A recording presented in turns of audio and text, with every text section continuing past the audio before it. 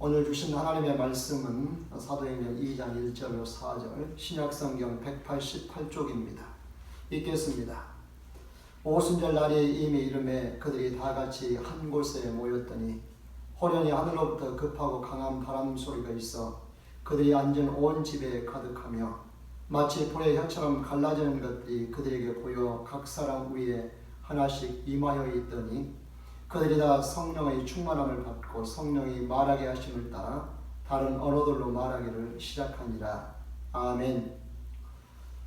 오월은 장미의 계절이라는 말이 있습니다. 우리 교회 입구에 장미 한 그루가 있는데 예년에 비해 훨씬 예쁘게 피어 있습니다.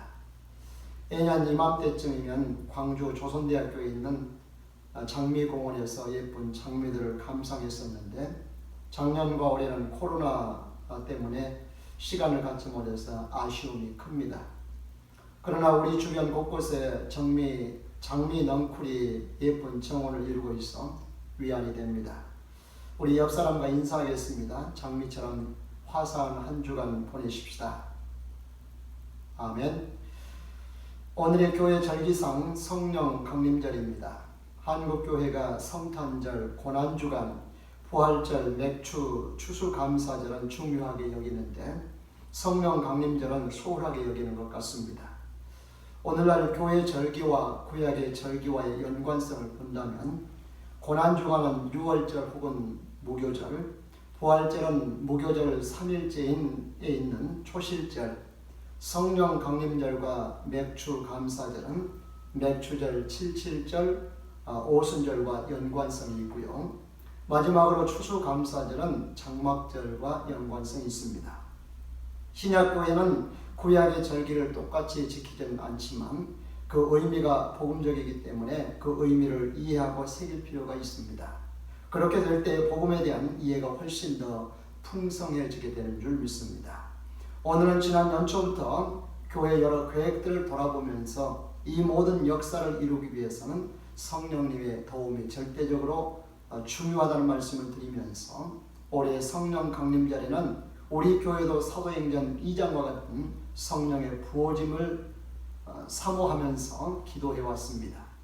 지난주에는 예수님께서 승천하시기 전에 제자들에게 당부하셨던 말씀을 보았습니다. 그것은 바로 내게 들은 바 아버지께서 약속하신 것을 기다리라. 그리하면 몇 날이 못 돼서 성령으로 세례를 받을 것이라는 말씀이셨습니다. 지난 시간에 예수님께서 제자들에게 말씀하신 아버지께서 약속하신 성령에 대해서 구약성경과 예수님의 말씀을 통해 확인해 보았습니다. 하나님께서 예레미야 선지자에게는 때가 되면 내 영을 너희 속에 두고 마음을 부드럽게 하여 내 율례를 지킬 수 있게 하겠다고 하셨습니다. 요엘 선지자에게는 내 영을 만민에게 부어줄 것이며 자녀들이 장래의 일을 말하며 늙은이는 꿈을 꾸며 젊은이는 이상을 볼 것이라고 했습니다. 뿐만 아니라 내 남종과 여종들에게도 내 영을 부어줄 것이라고 하셨습니다. 예수님은 돌아가시기 전날 제자들에게 자기가 가고 난 후에 보혜사 성령이 오실 것이라고 말씀하셨고 오히려 내가 가는 것이 제자들에게는 내가 가고 성령이 오는 것이 제자들에게는 오히려 더 유익이라고까지 하셨습니다. 지난 시간에도 말씀드렸듯이 예수님께서 그의 자녀와 백성들에게 성령을 보내주시는 것은 창조 때부터 가지신 하나님의 경륜이라는 말씀을 드렸습니다. 누가복음과 사도행전을 기록한 누가도 누가복음을 통해서는 예수님께서 죄인들을 구원할 복음이라고 증거했고요. 반면 사도행전을 통해서는 성령의 임재와 성령께서 사도들을 통해서 일하시는 것을 증거했습니다. 예수님을 믿고 구원받은 성도들에게 복음은 성령님이심을 증거한 것입니다. 다시 말하면 그리스도인들이 행복한 삶을 살면서 주님께서 맡긴 사명을 제대로 감당하려면 반드시 성령으로 세례를 받아야 함을 우리에게 보여주고 있는 것입니다. 이와 같이 하나님 아버지와 예수 그리스도께서 약속하신 성령은 제자들을 위해서 그 약속대로 반드시 오시기 때문에 반드시 오셔야 하기 때문에 예수님은 제자들에게 예루살렘을 떠나지 말고 성령을 기다리라고 하신 것입니다. 이어서 예수님은 성령이 오시면 권능을 받고 예루살렘과 온 유대와 사마리아 땅끝까지 이르러서 나의 증인이 되라고 당부하셨습니다. 그리고 지난 시간에 성령 세례의 의미에 대해서 말씀드렸습니다. 세례 요한이 베푸는 물 세례는 한 번이면 족합니다. 그런 면에서 우리가 예수님을 믿을 때 성령이 임하는 것은 한 번입니다. 그렇지만 누가가 말하는 성령 세례는 부어지는 것과 잠기는 것, 곧 충만함의 의미가 더 강합니다. 그래서 누가는 오늘 본문에서 오순절의 제자들에게 성령이 임할 때 성령으로 충만했다고 표현했고, 베드로 사도의 말을 빌어서 이 사건은 요엘서 2장에서 말한 내 영을 만민에게 내 남종과 여종에게 부어줄 것이라는 말씀이 이루어졌다고 증언했습니다. 세례로서의 성령이 임하는 것은 이례적이지만 부어지고 충만하게 되는 것은 지속적이고 계속적이어야 합니다. 그리스도인으로서 지속적인 승리의 삶과 예수 그리스도께서 우리에게 맡긴 사명을 감당하기 위해서는 날마다 성령으로 잠기고 성령으로 부어지는 충만함이 있어야 합니다. 예수님께서 제자들에게 몇 날이 못 되어 성령으로 세례를 받을 것이라는 의미를 그런 차원에서 이해하시기 바랍니다. 예수님의 말씀을 받은 11명의 제자들과 예수님의 어머니와 동생들, 그리고 예수님을 따르던 여인들을 비롯한 120명은 예수님의 말씀에 순종해서 예루살렘을 떠나지 아니하고 한 곳에 모였습니다. 그들이 모여서 무엇을 했을까요? 기다리기만 했을까요? 아닙니다. 1장 14절에 보면 그들은 마음을 같이하여 오로지 기도에 힘썼다고 했습니다. 기도에 힘쓰면서 기다렸습니다.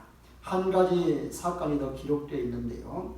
예수님의 12제자 가운데 한 사람인 가룟 유다가 예수님을 판 것에 양심의 가책을 느껴서 자살하고 맙니다. 그러자 제자들이 가룟 유다의 자리를 마띠아로 채웠습니다. 예수님께서 승천하신 날부터 10일이 지난 후 오순절이 이르자 120명이 모여있는 곳에 갑자기 큰 변화가 일어납니다. 갑자기 하늘에서 급하고 강한 바람 같은 소리가 그들이 앉아있는 온 집에 가득하게 들려옵니다. 이어서 마치 불의 혀처럼 갈라지는 것들이 그들 위에 하나씩 임합니다. 눈으로 확연히 볼 수 있을 정도였습니다. 갑자기 하늘에서 급하고 강한 바람 같은 소리가 온 집에 가득하게 들리고 불의 혀처럼 갈라지는 것이 각 사람에게 하나씩 임하는 것은 성령이 거기에 모인 모든 사람들에게 보고 들을 수 있도록 임한 장면입니다. 성령이 임하는 장면에 대해서 또 다른 장면을 이해할 필요가 있습니다. 예수님께서 요한복음 3장에 니고데모와의 대화에서 사람이 거듭나야 하나님 나라를 볼 수도 있고 물과 성령으로 거듭나야 하나님 나라에 들어갈 수 있다고 하십니다. 그러면서 성령으로 거듭날 때의 장면을 예로 들어주었습니다. 요한복음 3장 5절로 8절입니다. 같이 읽겠습니다. 예수께서 대답하시되 진실로 진실로 네게 이르노니 사람이 물과 성령으로 나지 아니하면 하나님 나라에 들어갈 수 없느니라. 육으로 난 것은 육이요 영으로 난 것은 영이니 내가 네게 거듭나야 하겠다는 말을 놀랍게 여기지 말라. 바람이 임으로 불매 네가 그 소리를 들어도 어디서 와서 어디로 가는지 알지 못하나니 성령으로 난 사람도 다 그러하니라. 아멘. 예수님은 성령으로 날 때의 상황을 바람으로 비유를 들어주셨습니다. 바람이 불 때 소리는 들리지만 바람이 어디서 와서 어디로 가는지 알지 못한다고 했습니다. 이처럼 성령으로 난 사람도 자신이 성령으로 거듭났다는 사실을 잘 모른다고 하신 것입니다. 예수님을 믿고 성령으로 거듭났어도 거듭난 사실을 자신도 모를 수가 있다는 것입니다. 이 경우 예수님을 믿고 신앙생활을 한참 하고 있는데 누군가가 예수 믿으세요? 라고 물으면 예수 믿으세요? 라고 물으면 예, 예수님 믿고 교회 다닙니다. 이때 거듭났습니다. 라고 묻습니다. 그러면 순간 당황할 수가 있습니다. 그러다가 몇 년, 몇 월, 며칠, 몇 시에 거듭났습니까? 라고 날짜와 그 시간까지 물으면 더 당황하게 됩니다. 대답을 제대로 못하면 거듭나지 않았군요. 거듭났다면 어떻게 모를 수가 있습니까? 라고 따집니다. 그러면서 자기들은 몇 년, 몇 월, 며칠, 몇 시에 거듭난 그 시간까지 알고 있다고 말합니다. 모르면 가르쳐 주겠다고 합니다. 그러면 대개 그들의 말에 끌려가게 됩니다. 저도 신앙생활 초창기에 이 질문을 받고 당황했던 적이 있습니다. 상당히 오랫동안 거듭남에 대해서 모르고 교회를 다녔고 하나님을 아버지라고 부르며 기도했고 찬송을 부리며 예배를 드렸습니다.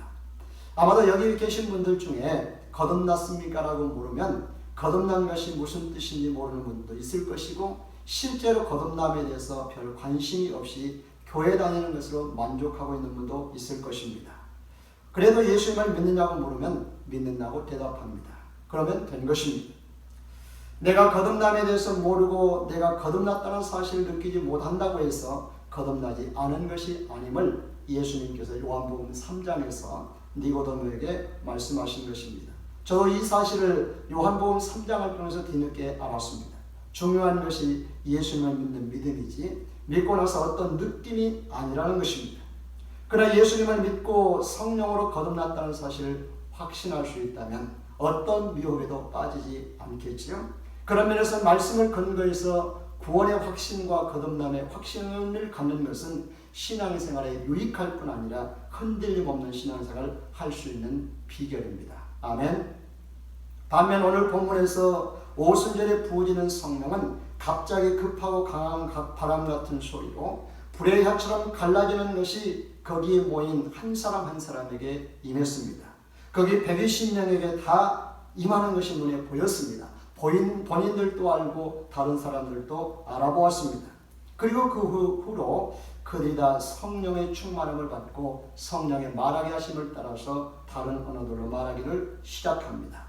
만민에게 부어질 것이며 내 남종과 여종에게도 부어질 것이라고 했던 말씀대로 성령이 부어져서 각 사람들이 성령으로 충만하게 되었습니다. 그 일로 인해서 거기 모인 120명도 놀랐습니다. 그렇지 않겠어요? 배우지도 않은 외국어가 자기 입에서 술술 나오니 얼마나 신기하고 놀랐겠어요. 러시아어를 배우지 않은 여러분이 지금 이 자리에서 러시아어가 술술 나오면 얼마나 신기하고 놀랍겠어요. 중국어를 배우지 않았는데 중국어가 술술 여러분의 입에서 나온다면 놀라겠지요? 영어를 배우지 않았는데 영어를 유창하게 말한다면 얼마나 신기하고 놀라겠어요. 120명이 지금 그러고 있는 것입니다. 자신들도 신기하고 놀랐습니다. 뿐만 아닙니다. 오순절을 지키기 위해서 외국에서 온 디아스포라들도 제자들이 말하는 것을 듣고 다 놀라서 신기하고 있습니다. 말하는 이 사람들이 다 갈릴리 사람들이 아니냐? 그런데 우리가 우리나라 말로 저들의 말을 알아듣는 것이 무슨 일이지? 도대체 무슨 일이 일어난 거야? 저 사람들 우리 말을 배운 일이 없는데 어떻게 우리 말을 하는 거야? 저 사람들이 영어를 배운 일이 없는데 어떻게 영어를 저렇게 잘하지? 유창하게 하지? 저 사람들은 갈릴리 사람들인데 언제 영어 배웠어? 외국에서 온 디아스포라들이 서로 얼굴을 쳐다보면서 지금 그렇게 얘기하고 있는 겁니다. 어떤 사람들은 120명의 제자들을 가리켜서 이들이 세술에 취해서 헛소리하고 있다고 비웃고 조롱하기도 했습니다.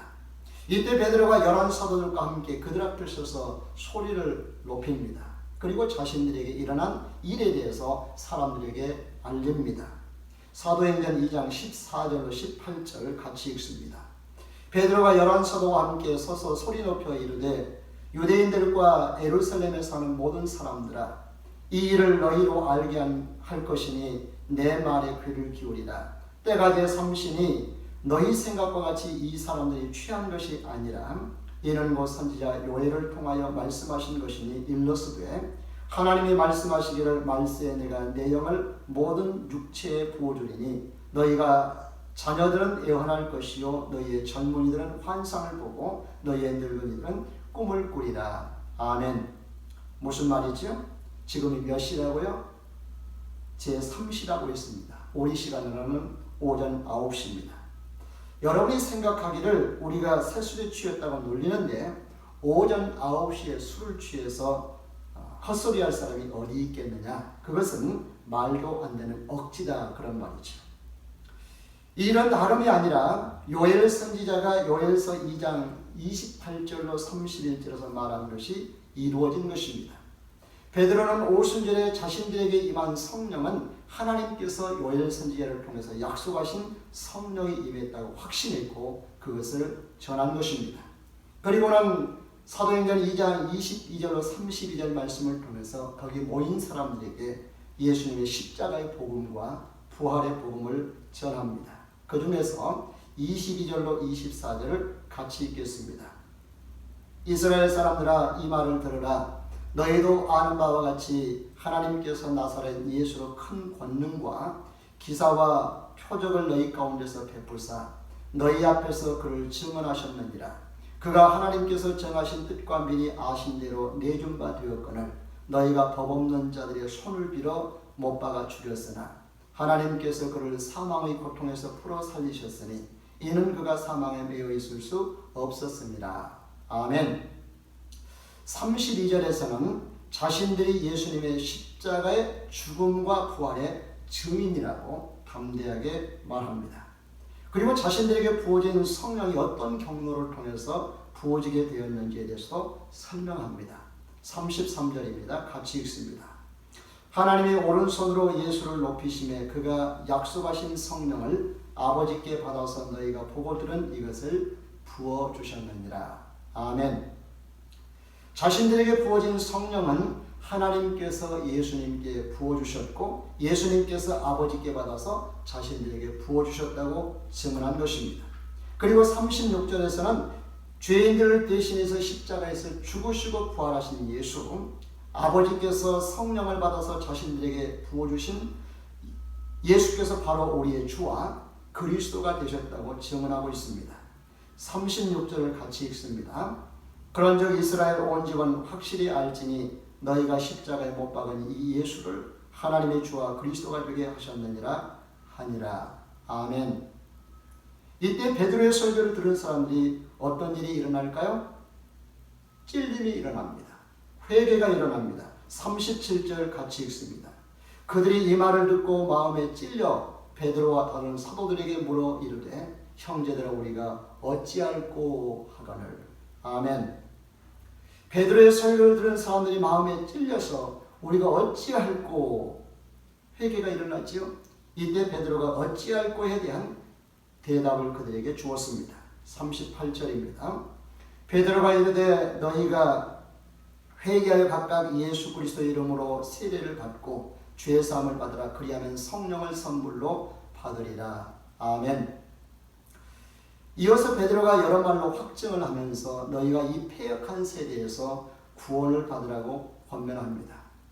그러자 그날 베드로의 설교를 듣고 요단강에서 세례를 받아 구원받은 사람이 무려 3,000명이나 됩니다. 그들이 예루살렘 교회가 되었습니다. 오늘 본문에서 오순절날 사도들에게 강한 바람같은 성령이 그들에게 임했습니다. 불의 해처럼 갈라지는 성령이 그들 한 사람 한 사람에게 임했습니다. 그들이 성령의 충만함을 받아서 성령의 말하게 하심을 따라서 다른 외국어를 유창하게 구사하게 되었습니다. 이날 베드로의 설교를 들은 사람들 중에 3,000명이 회개하고 예수 그리스도 이름으로 세례를 받았습니다. 놀랍지 않습니까? 이것을 보면서 어떤 생각이 드시는가요? 성령은 죄인들을 찔리게 합니다. 예수를 받아들여 거듭나게 합니다. 뿐만 아니라 사람을 완전히 변화시켜 놓습니다. 딴 사람으로 만들어 놓습니다. 얼마 전까지만 해도 두려워서 숨었던 베드로, 예수님을 모른다고 부인하고 닭이 울자 통곡했던 베드로, 부활하신 주님을 만났음에도 불구하고 확신 갖지 못해서 고기 잡으러 갔던 베드로였습니다. 그러나 성령으로 세례를 받게 되자, 성령으로 충만하게 되자 담대해져서 사람들 앞에서 예수가 그리스도라고 주라고 그의 십자가의 죽음과 부활을 증언하는 사람으로 변했습니다. 두려워하던 사람이 담대해졌습니다. 그는 가이사라 빌립보에서 예수님께서 너희가 나를 누구라고 생각하느냐라고 물을 때 성령의 감동을 받아서 주는 그리스도시요 살아계신 하나님의 아들이라고 고백을 했지만 그 후로 지속적인 확신을 갖지 못했습니다. 예수님이 복음이고 예수님의 죽음과 부활이 복음이라는 사실에 대해서 확신하지 못했습니다. 그러나 성령으로 세례받은 후에 예수님의 죽음과 부활이 복음이고 예수님께서 우리의 주와 그리스도라는 사실을 확신했고 그래서 복음을 너무나 분명하고 확실하게 전하게 되었습니다. 사람들이 저들이 갈릴리 사람 아니야? 라고 한 것은 갈릴리 사람들을 칭찬한 것이 아닙니다. 제자들을 칭찬한 것이 아닙니다. 갈릴리 사람이라고 비하한 말이지요. 갈릴리 어부로서 무식한 자들이라는 말이지요. 그런 베드로가 어떻게 유창하게 헬라 말을 하고 아라비아 말을 하고 오늘날 가면 영어를 잘 하느냐 그런 말이죠. 무식한 베드로가 갑자기 유식해졌습니다. 여러분, 그가 그토록 변하게 된 것은 베드로의 능력이었을까요? 그의 실력이었을까요? 사람들이 베드로의 말재주에 설득이 된 걸까요? 그의 거친 성격의 사람들이 굴복한 걸까요? 아닙니다. 성령께서 하신 일이고 성령의 능력이 입에서 가능한 일인 줄 믿습니다. 성령님은 예수님의 영이십니다. 물이 포도주로 변하게 하셨던 예수님께서 성령으로 베드로에게 임하셔서 베드로를 변하게 만든 줄 믿습니다. 하나님의 창조의 능력이 바로 무식한 베드로를 유식하게 만든 줄로 믿습니다. 성령님께서 사람들의 마음을 찔리게 하고 회개하고 예수 그리스도 이름으로 세례를 받게 한 줄 믿습니다. 베드로가 변한 것은 성령 임하고 난 후부터입니다. 성령의 능력을 받고 난 이후부터입니다. 성령 받기 전에는 여자아이가 당신도 예수와 같은 당이라고 하자 부인하면서 모른다고 했던 잡아떼던 사람이었습니다. 그러나 성령 받고 난 이후에는 완전히 변했습니다. 완전히 바뀌었습니다. 딴 사람이었습니다. 우리는 베드로를 부러워하기만 해야 할까요? 이러한 일은 베드로에게서만 일어날 수 있을까요? 2000년 전 오순절날에만 일어날 수 있는 일일까요? 120명에게만 일어나는 일일까요? 베드로의 설교를 들은 3000명에게만 일어나는 일일까요? 2021년 성령 강림절에는 일어날 수 없는 일일까요? 나에게는 일어날 수 없는 일일까요? 오늘 우리 모임에는 일어날 수 없는 일일까요? 오늘 우리 교회는 일어날 수 없는 일일까요? 그래서 무관심하고 포기하고 스스로를 자책하기만 해야 할까요? 그러기에는 이 사건, 오순절에 성령이 임한 이 사건은 너무나 중요한 사건이고 우리에게도 절실히 요구되는 일입니다. 우리가 예수님 믿지 않을 때는 예수님은 나를 구원할 절대 복음이시고 진리이셨습니다. 우리가 하나님의 은혜로 예수님 믿고 성령으로 거듭났습니다. 이제는 우리의 삶에서 정말 필요한 복음과 진리는 예수님의 영이신 성령이신 줄 믿습니다. 성령의 능력이 우리에게 임해야 우리가 이 세상에서 이기며 살 수 있습니다.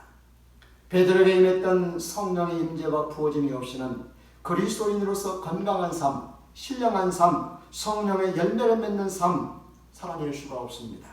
성령의 은사를 통해서 주님의 증인된 삶을 우리가 살아갈 수가 없는 것입니다. 저는 성경을 공부할수록 목사의 연수가 더해질수록 저의 한계를 느낍니다.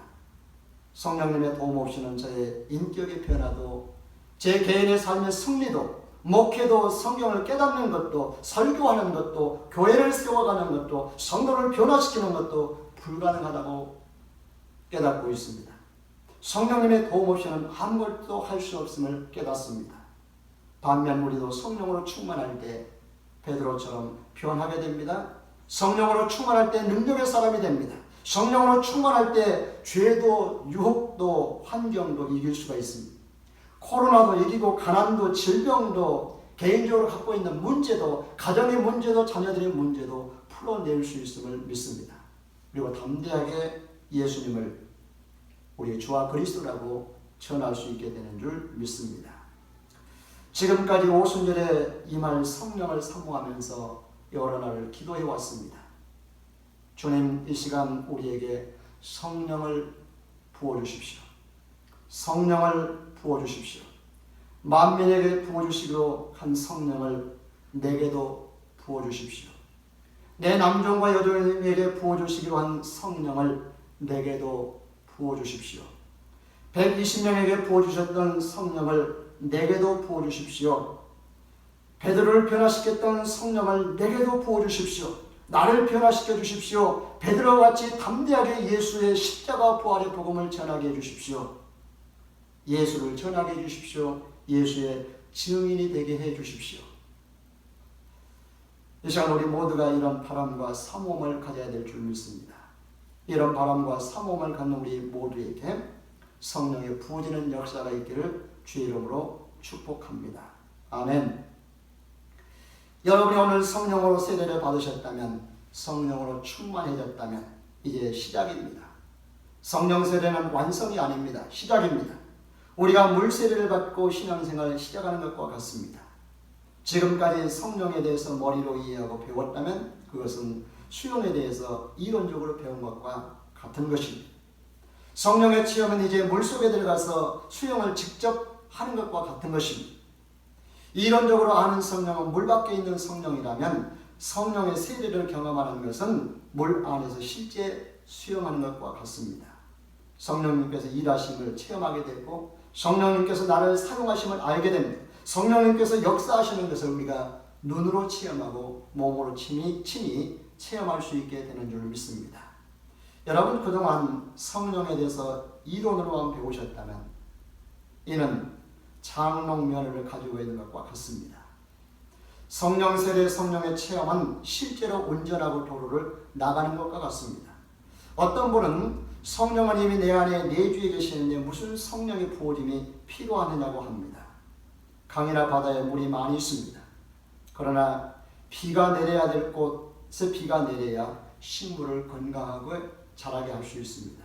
열매를 풍성하게 내게 할 수 있습니다. 이슬비같이 내리는 성령, 소나기같이 내리는 성령, 불같이 임하는 성령, 바람같이 임하는 성령, 생수같이 솟아나는 성령, 강같이 흐르는 성령이 내게 임하도록 늘 성령을 구하고 사모하고 환영해야 될 줄 믿습니다. 그리고 성령이 부어졌을 때 성령의 도구로 멋지고 아름답게 쓰임받기를 주의 이름으로 축복합니다. 우리 목포 그린교회는 성령이 역사하는 교회가 되어서 주님이 다시 오실 때까지 사명 잘 감당하는 교회가 될 수 있기를 주님의 이름으로 축복합니다. 아멘. 기도하겠습니다. 주여 이 시간 우리에게도 성령을 부어주소서. 성령을 부어주소서. 만민에게 주시기로 한 성령을 내게도 부어주소서. 내 남종과 여종에게 부어주시기로 한 성령을 내게도 부어주소서. 우리에게 부어주소서. 120명에게 부어주셨던 성령을 내게도 부어주소서. 베드로를 변화시켰던 성령을 내게도 부어주소서. 나를 변화시켜 주소서. 베드로와 같이 담대히 예수님의 십자가와 부활의 복음을 전하게 하소서. 예수님을 전하게 하소서. 예수의 증인이 되게 하소서. 예수님의 이름으로 기도하옵나이다. 아멘.